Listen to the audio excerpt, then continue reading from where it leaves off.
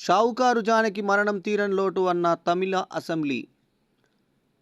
అసెంబ్లీలో షావుకారు జానకి మృతికి సంతాపం ప్రకటించారు. సుప్రసిద్ధ నటి షావుకారు జానకి మృతికి తమిళనాడు అసెంబ్లీ సంతాపం ప్రకటించింది. సోమవారం ఉదయం సభ ప్రారంభం కాగానే స్పీకర్ జేసీడీ ప్రభాకర్ జానకి మృతికి సంతాప తీర్మానం ప్రవేశపెట్టారు. ఈ సందర్భంగా ఆయన మాట్లాడుతూ, తన అద్భుతమైన నటనతో కోట్లాది మంది అభిమానులను సంపాదించుకున్న జానకి మృతి దక్షిణ భారత చలనచిత్ర రంగానికే తీరాని లోటని, తమిళం, తెలుగు, కన్నడ, మలయాళం, హిందీ సినిమాల్లో హీరోయిన్గా, క్యారెక్టర్ ఆర్టిస్ట్గా నటించి ఆమె భారత చలనచిత్ర రంగంలో సుస్థిర స్థానం సంపాదించుకున్నారని పేర్కొన్నారు. తమిళ చిత్రసీమలో ఎంజీఆర్, జయలలిత, కరుణానిధి వంటి ముగ్గురు మాజీ ముఖ్యమంత్రులతో కలిసి పనిచేసి ప్రత్యేక స్థానం పొందారు. ఆంధ్రప్రదేశ్ మాజీ ముఖ్యమంత్రి ఎన్టీఆర్తోనూ నటించిన ఘనత ఆమెకే దక్కింది. షావుకారు జానకి కుటుంబ సభ్యులకు, అభిమానులు శాసనసభ ప్రగాఢ సంతాపం ప్రకటిస్తోంది అని అన్నారు.